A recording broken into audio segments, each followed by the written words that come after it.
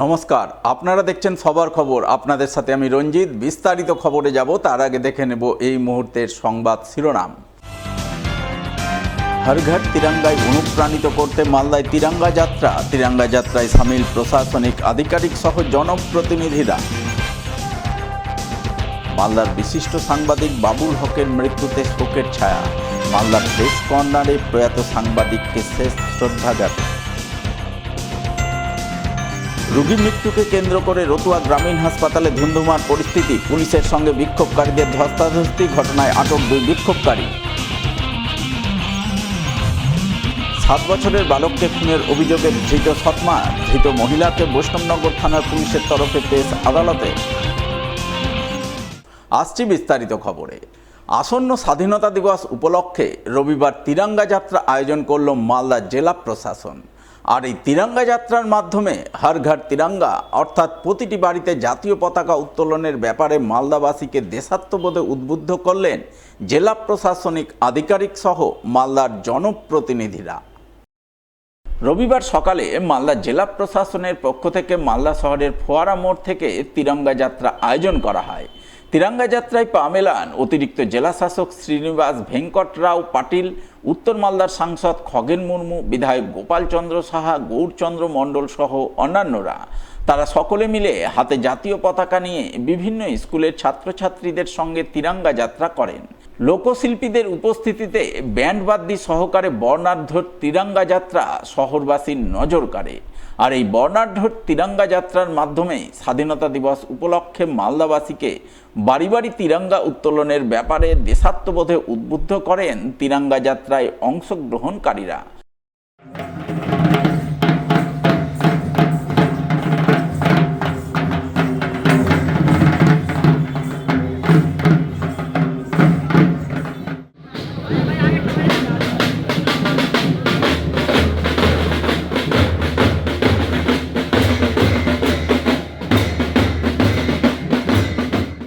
আমাদের হচ্ছে সারা দেশ জুড়ে প্রতিটা বাড়িতে দেশের 140 কোটি মানুষ যারা আজকের এই দিনটিকে আমরা সবাই মিলে সারা দেশের মানুষ একসাথে উদযাপন করছি। এবং এই হর ঘর তিরঙ্গা হর ঘর তিরঙ্গা এটা আমাদের 15 তারিখ পর্যন্ত চলবে। আমাদের আগামীকাল 10 তারিখ থেকে শুরু করে 14 তারিখ পর্যন্ত আমাদের প্রতিটা বাড়িতে নিজেদের সমস্ত এই আমাদের ভারতীয় হিসেবে ভারতবর্ষের মানুষের কাছে আমাদের দেশের প্রধানমন্ত্রী সম্মানীয় নরেন্দ্র দামোদর দাস মোদীজি তিনি যেভাবে আহ্বান রেখেছেন সারা দেশের মানুষের কাছে যে আমাদের প্রতিটা বাড়িতেই যাতে আমাদের এই হর ঘর তিরঙ্গা আমরা করতে পারি। প্রশাসনিক উদ্যোগে ক্যাফে উদ্বোধন। রবিবার মালদা জেলা প্রশাসনের উদ্যোগে আমার মালদা নামে ক্যাফে উদ্বোধন হয়ে গেল জেলা প্রশাসনিক ভবন সংলগ্ন এলাকায়। ফিতে কেটে আনুষ্ঠানিক উদ্বোধন করলেন জেলা শাসক রাজেন বীর সিং কাপুর। এছাড়া উপস্থিত ছিলেন উত্তর মালদার সাংসদ খগেন মুর্মু, বিধায়ক গৌরচন্দ্র মণ্ডল, গোপাল চন্দ্র সাহা সহ অন্যান্যরা। এদিন তারা আমার মালদা ক্যাফে উদ্বোধনের পর ক্যাফে ঘুরে দেখেন। প্রশাসন সূত্রে জানা গেছে, জেএনজি এবং জেলা প্রশাসনিক ভবনে বিভিন্ন কাজের প্রয়োজনে আসা সাধারণ মানুষের কথা ভেবে আমার মালদা ক্যাফে তৈরি করা হয়েছে, যাতে সাধারণ মানুষ এই ক্যাফেতে বসে স্বল্প খরচে বিভিন্ন খাদ্য খাবার খেতে পারেন, শান্তিতে বসতে পারেন। আজ আমরা এটা হচ্ছে যে প্রথম মালদা জেলার মানুষ আমরা যেটা প্রত্যক্ষ করলাম যে আমাদের জেলা সমাজ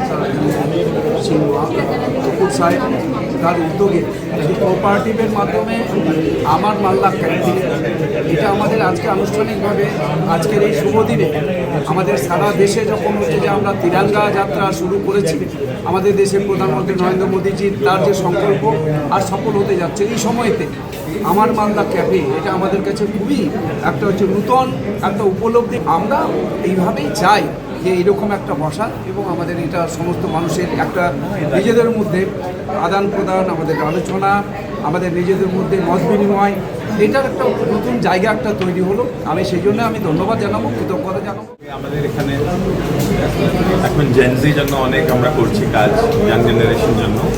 এটা ওনাদের জায়গায় একটা জায়গা তৈরি হয়েছে, যারা অফিসে আসবে কিছু কাজের জন্য এখানে বসে চা খেতে পারে, লাঞ্চ করতে পারে, স্ন্যাক্স করতে পারে। আমরা কালচারালি এটাকে আমরাও রিপ্রেজেন্ট করতে পারি।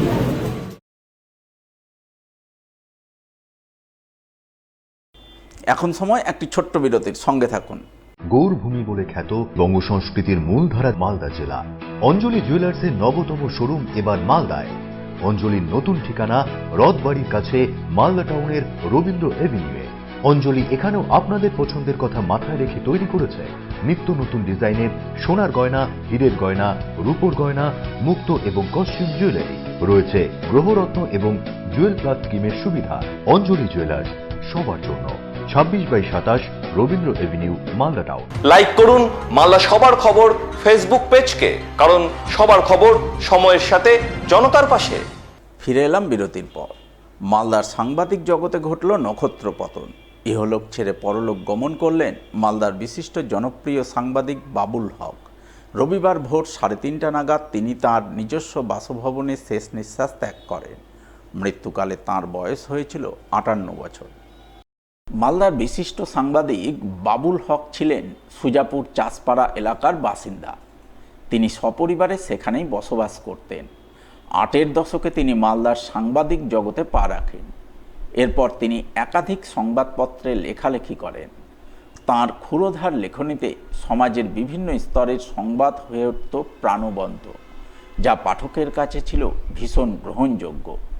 তাই তিনি অচিরেই মালদার একজন প্রথিতযশা সাংবাদিক হিসেবে পরিচিতি লাভ করেন। সকলের প্রিয় এই মানুষটি দীর্ঘদিন ধরে নানা রকম শারীরিক অসুস্থতায় ভুগছিলেন। এর মধ্যেই রবিবার ভোর 3:30 নাগাদ তিনি তাঁর সুজাপুরের নিজস্ব বাসভবনে শেষ নিঃশ্বাস ত্যাগ করেন। এই খবর ছড়িয়ে পড়তেই মালদার সাংবাদিক মহলে নেমে আসে গভীর শোকের ছায়া। প্রয়াত সাংবাদিক বাবুল হকের মরদেহ রবিবার সকালে আনা হয় মালদা প্রেস কর্নারে। সেখানে মালদার প্রবীণ নবীন সমস্ত সাংবাদিক ও চিত্র সাংবাদিক মিলে ভারাক্রান্ত মনে প্রয়াত বাবুল হককে শেষ শ্রদ্ধা জানান। তাঁর স্মৃতিচারণায় অংশ নিয়ে তাঁর মৃত্যুকে মালদার সাংবাদিক জগতের অপূরণীয় ক্ষতি বলে উল্লেখ করেন।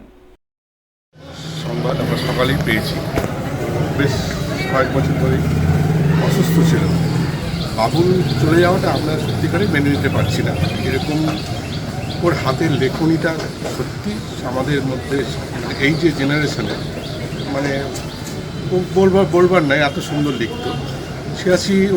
80 দশক থেকেই সাংবাদিকতা শুরু করে।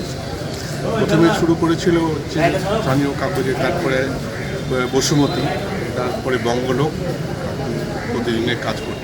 সত্যি কথা বলতে কি, মালদার সাংবাদিকতার জগতে একটা বড় অধ্যায় শেষ হয়ে গেল।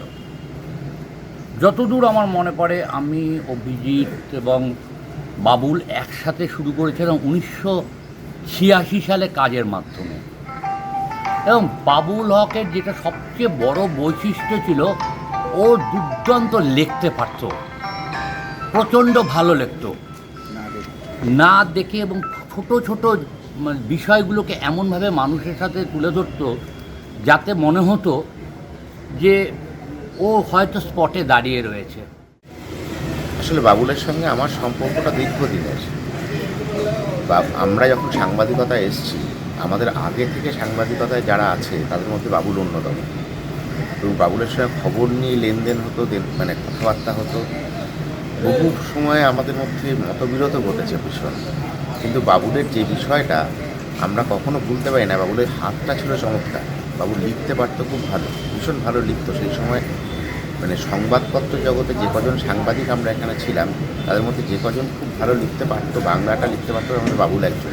এবং বাবুলের একটা অবিশ্বাস্য ক্ষমতা ছিল যে অ্যাক্রস দ্য সোসাইটি, মানে সেকশন, সোসাইটির সমস্ত স্তরে মিশে যাওয়ার একটা ক্ষমতা ছিল। এই দুটো গুণের সঙ্গে বাবুলের যোগ হয়েছিল নিউজ নোজ, মানে যে কোনো বিষয়ে খবরটা ঠিক কোথায় আছে এটা বাবুল খুঁজে বার করতে পারত। আমার বহু খবরের কথা মনে পড়ছে এই মুহূর্তে বাবুলের পড়া, যেগুলো সত্যি সত্যি আমরা কেউ ভাবতেও পারিনি যে সময় বাবুল পড়েছে।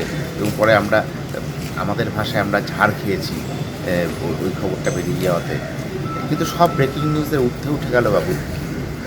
আমাদের সাংবাদিকদের যত রঙিন চ্যানেলেই আমাদের খবর দেখাক না কেন, আমাদের জীবনটা ভীষণ সাদা কালো। ব্যক্তিগত জীবনে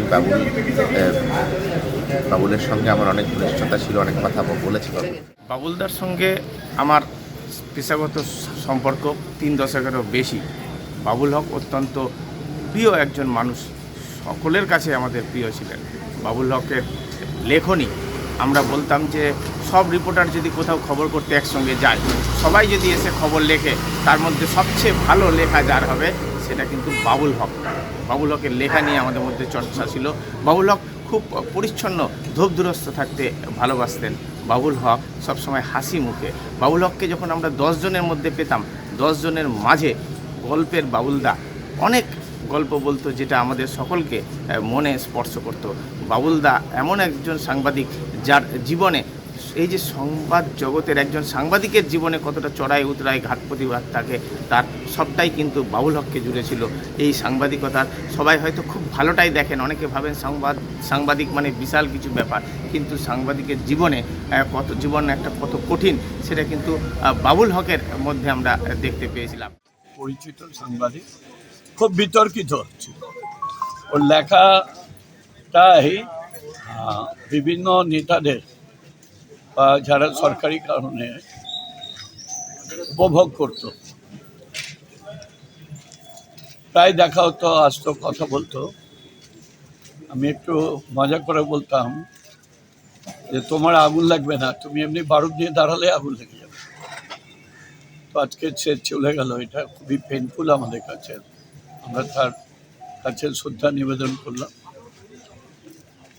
বাবুল আমাদের কাছে চিরস্মরণীয় হয়ে থাকবে। সাংবাদিক জগতের নক্ষত্র পতন হলো। আমার বন্ধু বাবুল, যার সঙ্গে আমার পরিচয় 1995 সাল থেকে। মালদা বিচিত্রা অরুণ চক্রবর্তী বের করতেন, আর বাবুলের একটা পেপার ছিল বের করতো, দিয়ে নামটা আমার মনে পড়ছে না। সেই সময় থেকে আর মৃত্যুর আগের দিন পর্যন্ত আমার বন্ধুর সঙ্গে আমার সম্পর্ক। দীর্ঘদিন ধরে শারীরিকভাবে অসুস্থতার সঙ্গে ভুগছিলেন। খবর পেয়েছি ভোরবেলা, মন ভারাক্রান্ত আছে। আমাদের প্রেস ক্লাবের সামনে শেষ শ্রদ্ধা জানালাম। দুঃখজনক ঘটনা, মনটা খুব খারাপ হয়ে গেল। চিনি কলেজ লাইফ থেকে। আমরা যারা কলেজে পড়াশোনা করেছি, আমাদের থেকে 2 বছরের জুনিয়র ছিল। ছাত্র সংগঠনও একসঙ্গে করেছি, তারপরেও সাংবাদিক লাইনে গেল। এবং মালদার যে পুরনো সাংবাদিক, সেই অরুণবাবু ছিলেন, উনি ছিলেন আমাদের মালদার সমাচার। এই যুগ থেকে ও বিভিন্ন পত্রপত্রিকায় লেখা বিভিন্ন করতো, অনেক লেখা ওর বিতর্ক হয়েছে, কিন্তু ওর নিজের কাজে কিন্তু অবিচল ছিল। সেটাই ওর চরিত্রের দিক। যা হোক, খুব খারাপ লাগলো সকালে সবাই শুনে। সমস্ত রাজনৈতিক নেতৃত্ব, আমাদের কাউন্সিলররা সবাই, গৌতম, সুজিত সহ আমরা সবাই এখানে উপস্থিত হয়ে তাকে আমরা শ্রদ্ধা জানাব।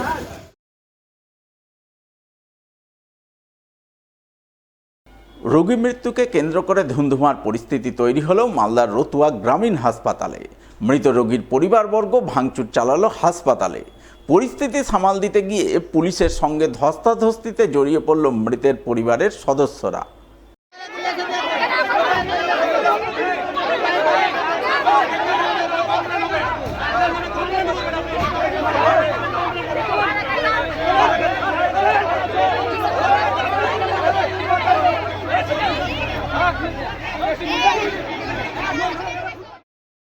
রবিবার এই ঘটনাকে কেন্দ্র করে ব্যাপক উত্তেজনা ছড়ালো রতুয়া গ্রামীণ হাসপাতালে।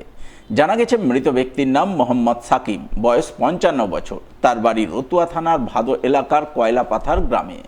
স্থানীয় সূত্রে খবর, রবিবার সকালে জাকিরনগর এলাকায় ভুট্টার গাড়িতে লোডিংয়ের কাজ করছিলেন সাকিব। ওই সময় আচমকায় 11,000 ভোল্টের বিদ্যুতের তারের সংস্পর্শে এসে বিদ্যুৎস্পৃষ্ট হন তিনি। তড়িঘড়ি স্থানীয়রা তাকে উদ্ধার করে রতুয়া গ্রামীণ হাসপাতালে নিয়ে যান। সেখানে কর্তব্যরত চিকিৎসক তাকে মৃত বলে ঘোষণা করেন, কিন্তু পরিবারের দাবি হাসপাতালে আনার সময়ও সাকিব জীবিত ছিলেন। তাকে চিকিৎসা না করে মৃত ঘোষণা করা হয়েছে বলে অভিযোগ করেন পরিবারের সদস্যরা। এই ঘটনাকে কেন্দ্র করে চিকিৎসক ও মৃতের পরিবারের মধ্যে শুরু হয় তুমুল বচসা। মুহূর্তের মধ্যে পরিস্থিতি উত্তপ্ত হয়ে ওঠে। খবর পেয়ে ঘটনাস্থলে পৌঁছায় রতুয়া থানার বিশাল পুলিশ বাহিনী। পুলিশের সঙ্গেও বচসা ও ধস্তাধস্তিতে জড়িয়ে পড়েন মৃতের পরিবারের সদস্যরা। মৃতদেহ ময়না তদন্তের জন্য নিয়ে যাওয়ার সময়ও বাধা দেন তারা। যদিও শেষমেশ পুলিশের হস্তক্ষেপে পরিস্থিতি নিয়ন্ত্রণে আসে এবং পরিস্থিতি সামাল দিতে পুলিশ দুজনকে আটক করে বলে খবর। বলছিলাম আমার বাবা বাড়ি থেকে সকালে আসলো, যে ভুট্টা লোড করছিল কোথায়, আগা দিকে জাকিরনগরে। তো ভুটার উপর চললো, হালকা বেলে শর্ট খেয়েছিল, শর্ট খেয়ে নিয়ে কিসে ভুট্টা লোড করছিল? গাড়িতে, 10 টাকা গাড়িতে। তোমার বাবা কি ড্রাইভার? হ্যাঁ। তারপরে কি নিয়ে আসলো হাসপাতাল নিয়ে এসে বলছে ডাক্তার আগে মৃত্যু হয়ে গেছে। আমরা কোটার সময় নিয়ে এসেছিল হাসপাতাল মোটামুটি নিয়ে এসেছিল 9:30টার সময়। হ্যাঁ। তো নিয়ে এসছে, আমরা দেখলাম আইসে, তো ডাক্তার বলছে মৃত্যু হয়ে গেছে। আমরা এসে দেখলাম জীবিত আছে এখনো, মানে 2-3 ঘন্টা। কতক্ষণ পরে জীবিত হয়েছে? 2 ঘন্টা 2.5 ঘন্টা পরে জীবিত। এখানে ছিল 2 ঘন্টা? হ্যাঁ, এখানটা হাসপাতালে ছিল। কি করে বুঝতে পারলে যে জীবিত হয়ে গেছে? এখন আমরা দেখলাম পেটে হাত দিয়ে গরম আছে, হাত পা কচলাচ্ছি। তো বলছে দুধ দিলাম মুখে, দুধ খাচ্ছে, দুধ যাচ্ছে পিছে। নিয়ে আসলাম বাইরে, ডাক্তাররা বলছে মৃত্যু। ডাক্তাররা দুবার জিজ্ঞাসা করলে দুবারই বলছে মৃত্যু। এখন কোথায় নিয়ে গেল আপনার বাবা? আমার বাবা নিয়ে গেল মালদা। আমার শ্বশুর লাগলো গাড়ি লোড করতে গিয়েছিল, 12 চাকার লরি ছিল। আপনার ভুট্টা লোড করছিল। শ্বশুর কি কাজ করতো? গাড়ি চালাতো, বড় গাড়ি লরি। আচ্ছা। ভুট্টা লোড করছিল, ভুটের উপরে একটু শর্ট খেয়েছে, এটা শুনলাম আমরা 11,000। লাইনে? হ্যাঁ, লাইনের। এখানে এসে 9:30টার সময় ডাক্তার দুবার গিয়েছে, দুবারই বলেছে মৃত্যু। কিন্তু আমার শ্বশুরের জীবিত ছিল। কিন্তু যদি এখন কিছু হয় তো আমরা ডাক্তারই দোষ দেবো। এখন এখানে আমরা কিছু বলছি তো আর পুলিশ আমাদের কি ধরে নিয়ে গেছে, আমার 2টা শ্বশুরকে ধরে নিয়ে গেছে। এখন এখানে আমরা নাই বিচার চাইছি, তো নাই বিচার চাওয়াদেরকে ওরাকে ধরে নিয়েছে। ডাক্তারের কোনো ই করে বলতে গেছে ডাক্তার নিজে ছুরি মেরেছে একটা আমাদের শ্বশুরকে। ডাক্তারকে নাই বিচার চাইতে গিয়ে এভাবে ছুরি মেরেছে ওকে। হ্যাঁ, ও ভুল চিকিৎসা করেছে, দুবার করে ডেকেছে, দুবারই বলেছে মৃত্যু। কিন্তু আমার শ্বশুরের হাত পা সব গরম ছিল, আমার শ্বশুরের ফটো নড়িয়েছে একবার। শাস্তি চাই, এটা শাস্তি, আমরা এটা বিচার চাই, নাই বিচার চাই। এটা আমরা ইনফরমেশন পেলাম অঞ্জলি ডাক্তারবাবু থেকে যে পেশেন্টটি একটি ইলেকট্রোকিউশনের পেশেন্ট হিসেবে আসে এবং ডাক্তারবাবু তাকে দেখে যখন মৃত ঘোষণা করেন, তারপরে ডাক্তারবাবু তাকে মৃত ঘোষণাতে আনন্যাচারাল ডেথ হিসাবে থানাতে একটা ইনফরমেশন দেন, যেটা রুটিন প্রসিডিওর। এবং থানা থেকে যখন তার পোস্টমর্টমের জন্য স্টাফরা আসেন, থানা থেকে কর্মীরা, তখন বোধহয় পেশেন্টের বাড়ির লোকজনের কিছু মানুষের একটা বক্তব্য ছিল, যেটা ডাক্তারবাবুদের কাছ থেকে শোনা গেছে যে এবং অঞ্জলি স্টাফের কাছ থেকে, যে তারা পেশেন্টকে পোস্টমর্টম করাতে চায় না এবং নিয়ে যেতে চায়। তারপরে ডাক্তারবাবুর প্রতি এবং হাসপাতালে ইনডোরে এমার্জেন্সির প্রতি কিছু উত্তেজিত মানুষ চড়াও হন এবং এমার্জেন্সি থ্রুয়ে লেবার রুমের দিকে তারা ছুটে যান এবং সেখানে লেবার রুমের কাঁচে দরজার ওখানে তারা আঘাত করেন। পুলিশ সেই সময় বাইরে ছিলেন, কারণ তারা অলরেডি পোস্টমর্টমের প্রসিডিওর যেটা হসপিটাল থেকে পাঠানো হয়েছিল সেটার জন্য তারা এসেছিলেন। তারা ব্যাপারটাকে সামাল দেন। তো চিকিৎসার গাফিলতির ব্যাপারটা এই মুহূর্তে তদন্ত সাপেক্ষ, এই নিয়ে আমরা এখন মন্তব্য করতে পারবো না। আমরা ঊর্ধ্বতন কর্তৃপক্ষকে জানিয়েছি। এখন সময় আরও একটি বিরতির, সঙ্গে থাকুন। ক্লিক করুন আমাদের ইউটিউব চ্যানেলে এন্ড সাবস্ক্রাইব করুন মালদার সবার খবরকে, কারণ সবার খবর সময়ের সাথে জনতার পাশে। গৌরভূমি বলে খ্যাত বঙ্গ সংস্কৃতির মূলধারা মালদা জেলা। অঞ্জলি জুয়েলার্সের নবতম শোরুম এবার মালদায়। অঞ্জলির নতুন ঠিকানা রথবাড়ির কাছে মালদা টাউনের রবীন্দ্র এভিনিউয়ে। অঞ্জলি এখানেও আপনাদের পছন্দের কথা মাথায় রেখে তৈরি করেছে নিত্য নতুন ডিজাইনের সোনার গয়না, হীরের গয়না, রূপোর গয়না, মুক্ত এবং কস্টিউম জুয়েলারি। রয়েছে গ্রহরত্ন এবং জুয়েল প্লাস স্কিমের সুবিধা। অঞ্জলি জুয়েলার্স, সবার জন্য। 26/27 Rabindra Avenue, Malda town. Like করুন মালদা সবার খবর ফেসবুক পেজকে, কারণ সবার খবর সময়ের সাথে জনতার পাশে। ফিরে এলাম বিরতির পর। মানিকচকে আবারও চলল বুলডোজার। মথুরাপুর মানিকচক রাজ্য সড়ক সংলগ্ন 2টি দোকান রবিবার আদালতের নির্দেশে উচ্ছেদ করল মানিকচক পুলিশ প্রশাসন। জানা গেছে, মথুরাপুরের রাজ্য সড়কের পাশে পিডব্লিউডির জায়গায় দীর্ঘদিন ধরেই দোকান করে আসছেন প্রদীপ মণ্ডল ও হিরু মণ্ডল। সম্প্রতি তাদের পেছনে থাকা জমি মালিক শেখ আমালতুল্লাহ তার সামনের জায়গা খালি করার আবেদন জানিয়ে আদালতের দ্বারস্থ হন। সেই মামলার ভিত্তিতেই এদিন আদালতের নির্দেশে প্রশাসন এই উচ্ছেদ অভিযান চালায় বলে খবর। যদিও দোকান মালিক হিরু মণ্ডলের দাবি মামলাটি বর্তমানে বিচারাধীন, তা সত্ত্বেও চলল এই উচ্ছেদ অভিযান।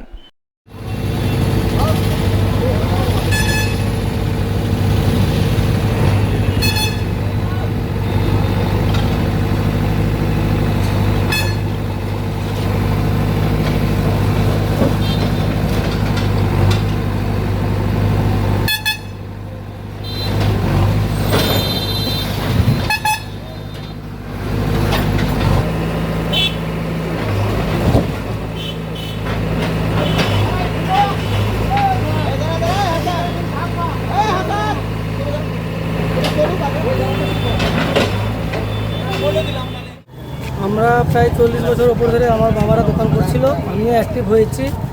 তো তারপরে 2025-এ আমাদের জলের পাইপ যাওয়ার কারণে আমরা দোকানটা ভেঙেছিলাম। ভাঙার পরে পাইপ যাবে বলেছিল, তারপরে পাইপ গেল না। তো আমরা পাইপওয়ালাকে অনেক রিকোয়েস্ট করেছিলাম যে একটা পাইপ লাগালে আমাদের দোকানটা রানিং হয়ে যাবে। সে কী কারণে ওরা লাগালো না আমরাও বুঝতে পারছি না। তো তারপরে আমরা মালদায় জানিয়েছিলাম জল দপ্তরে, পিএইচিকে। তো বলছে ঠিক লেগে যাবে বলতে বলতে 1 বছর হয়ে গেল। এই ফাঁকাতে ওরা কেস করেছিল, আমাতুল্লাহ আর নজরুল। কী কেস করেছিল? পিডাব্লিউ খালি করতে হবে আমার সামনে পজিশন। তো ওই ভিত্তিতে আমরা তো জানতে পারিনি কেস করেছিল। তো হিয়ারিংয়ে হেরে যাই। তারপরে আমরা রিপোলিং করি। রিপোলিংয়ে এখন আমাদের কোর্টে পেন্ডিংয়ে আছে কেস। কোর্টে পেন্ডিং আছে কেস, তাও কীভাবে ভেঙে দিল? তাহলে একটা অর্ডার ছিল তো? সেটা আমরা বুঝতে পারছি না।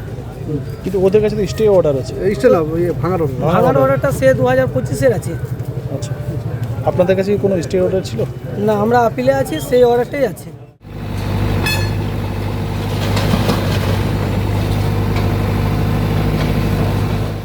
7 বছরের এক বালককে শ্বাসরোধ করে খুন করার অভিযোগে মৃত বালকের সৎমাকে গ্রেপ্তার করল মালদার বৈষ্ণবনগর থানার পুলিশ। জানা গেছে ধৃত মহিলার নাম রুমা খাতুন, বাড়ি বৈষ্ণবনগর থানার পুরাতন 18 মাইল এলাকায়। সেখানে তিনি ভাড়া বাড়িতে থাকতেন। তার স্বামীর নাম ইজাজ আহমেদ, যিনি বর্তমানে ভিন রাজ্যে কর্মরত। রুমা খাতুন ইজাজের দ্বিতীয় পক্ষের স্ত্রী। ইজাজ গত 6 বছর আগে তার প্রথম পক্ষের স্ত্রীর মৃত্যুর পর রুমা খাতুনকে বিয়ে করেন। বিয়ের পর তাদের এক সন্তান হয়। এছাড়াও তাদের সঙ্গেই থাকত ইজাজের প্রথম পক্ষের স্ত্রীর 7 বছরের ছেলে নিহান আহমেদ। গত শুক্রবার রাতে সেই বালকের অস্বাভাবিক মৃত্যু হয়, আর এই মৃত্যুতে তাকে শ্বাসরোধ করে খুন করার অভিযোগ ওঠে তার সৎমা রুমা খাতুনের বিরুদ্ধে। এই মর্মে লিখিত অভিযোগ পেয়ে শনিবার রাতেই বৈষ্ণবনগর থানার পুলিশ রুমা খাতুনকে গ্রেপ্তার করে। এরপর রবিবার তাকে 7 দিনের পুলিশি হেফাজতে নেওয়ার আবেদন জানিয়ে পেশ করে মালদা জেলা আদালতে। হাইকোর্টের নির্দেশ অনুযায়ী জাতীয় সড়ক বা রাজ্য সড়কে টোটো চলাচল পুরোপুরি নিষিদ্ধ। নিষেধ অমান্য করলে টোটো বাজেয়াপ্ত করে নেওয়া হবে কড়া পুলিশি পদক্ষেপ। কার্যত এমনটাই জানালেন মালদার পুলিশ সুপার অনুপম সিং। উল্লেখ্য, হাইকোর্টের নির্দেশ অনুযায়ী রাজ্য সড়ক ও জাতীয় সড়কে টোটো চলাচল নিষিদ্ধ। তা সত্ত্বেও মালদার বিভিন্ন জাতীয় সড়কে অবাধে টোটো চলাচলের অভিযোগ উঠছে। বারবার প্রশাসনের পক্ষ থেকে সতর্ক করা হলেও পরিস্থিতির বিশেষ পরিবর্তন হয়নি বলে অভিযোগ। জাতীয় সড়কে টোটোর অবাধ চলাচলের ফলে বিভিন্ন এলাকায় যানজট তৈরি হচ্ছে। পাশাপাশি দ্রুতগতির অন্যান্য যানবাহনের সঙ্গে টোটোর সংঘর্ষের আশঙ্কাও থাকছে। এই পরিস্থিতিতে মালদা জেলা পুলিশ সুপার অনুপম সিং জানান, টোটো চালু করার সময় প্রশাসনের পরিকল্পনা ছিল মূলত গ্রামীণ ও ছোট রাস্তার মধ্যে যোগাযোগ ব্যবস্থাকে সহজ করা। কিন্তু সময়ের সঙ্গে সঙ্গে টোটোর সংখ্যা উল্লেখযোগ্যভাবে বেড়ে যাওয়ায় বর্তমানে অনেক টোটো রাজ্য সড়ক ও জাতীয় সড়কে উঠে পড়ছে। পুলিশ সুপার স্পষ্টভাবে জানান দেন, হাইকোর্টের নির্দেশ অনুযায়ী জাতীয় সড়ক ও রাজ্য সড়কে টোটো চলাচল নিষিদ্ধ করা হয়েছে। এই ব্যাপারে টোটো চালকদের বারবার সতর্ক করা হচ্ছে, তারা যেন ছোট ও গ্রামীণ রাস্তা ব্যবহার করেন এবং কোনোভাবেই জাতীয় সড়কে টোটো না চালান। প্রশাসনের পক্ষ থেকে আরও জানানো হয়েছে, নির্দেশ অমান্য করে জাতীয় সড়ক বা রাজ্য সড়কে টোটো চলাচল করলে আইন অনুযায়ী ব্যবস্থা নেওয়া হবে। প্রয়োজনে বাজেয়াপ্ত করা হবে টোটো।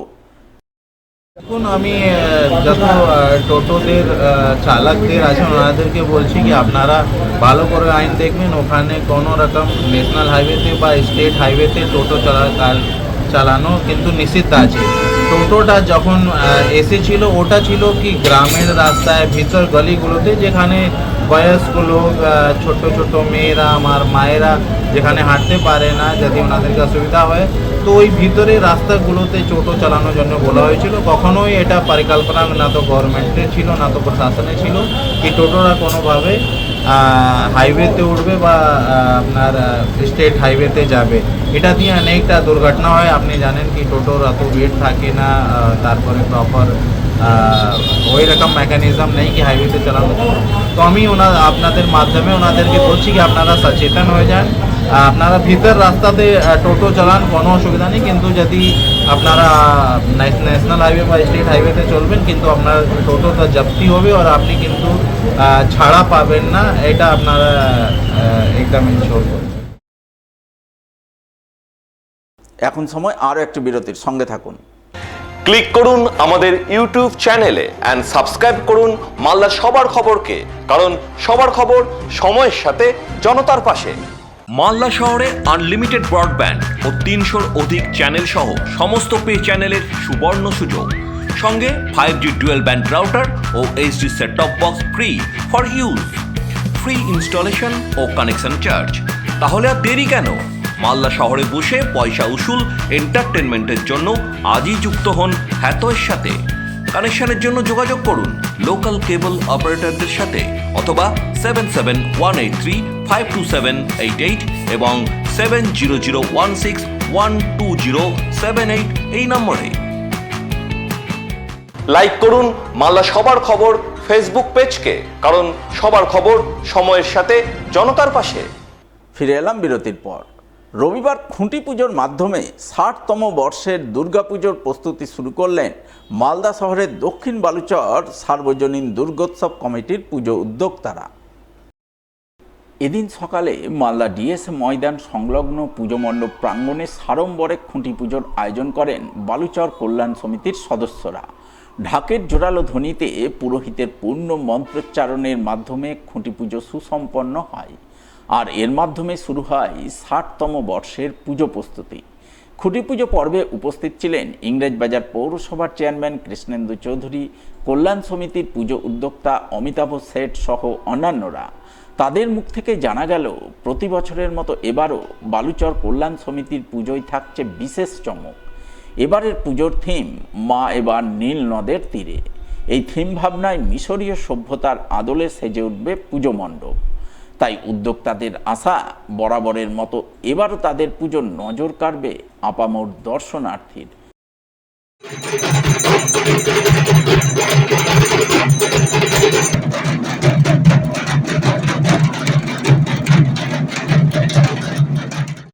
এই ৬০তম বর্ষের শারদীয়ার সূচনা হলো খুঁটি পূজার মাধ্যমে।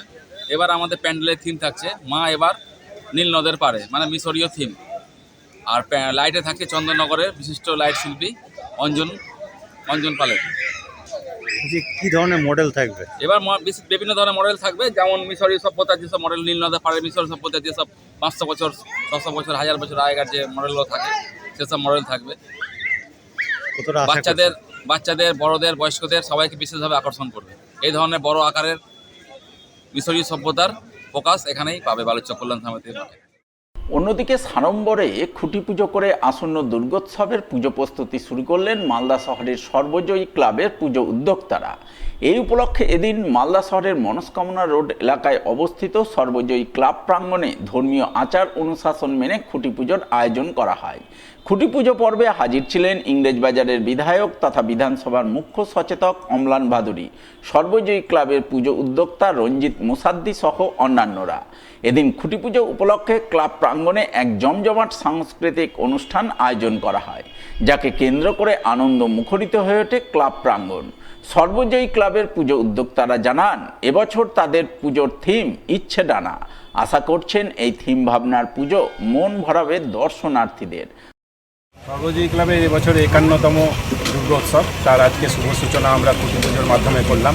আমাদের সঙ্গে উপস্থিত ছিলেন আমাদের ইংরেজবাজারের বিধায়ক অম্লান ভাদুরী মহাশয় এবং রাজ্যের মুখ্য সচেতক। আমরা সর্বজয়ী ক্লাব বরাবরই মালদাবাসী এবং আশেপাশের জেলাবাসীদের জন্য এক চমকপ্রদ জিনিস দিয়ে থাকি। এবছর আমাদের থিম হচ্ছে ইচ্ছে ডানা এবং আমাদের ৫১তম দুর্গোৎসব। আপামর জনসাধারণের কাছে সর্বজয়ী ক্লাবের এটাই ইচ্ছা যে এই শারদ উৎসব যেন আমরা ৮ থেকে আসি সবাই মিলে একসাথে উদযাপন ভালোভাবে করতে। বীর বিপ্লবী শহীদ ক্ষুদিরাম বসুর ১১৯তম আত্মবলিদান দিবস উপলক্ষে পুরাতন মালদায় রক্তদান শিবির। রবিবার পুরাতন মালদার মঙ্গলবাড়ি চৌরঙ্গি মোড়ে রক্তদান শিবির আয়োজন করলেন সিপিআইএমের যুব সংগঠন ডিওয়াইএফআই নেতৃত্ব।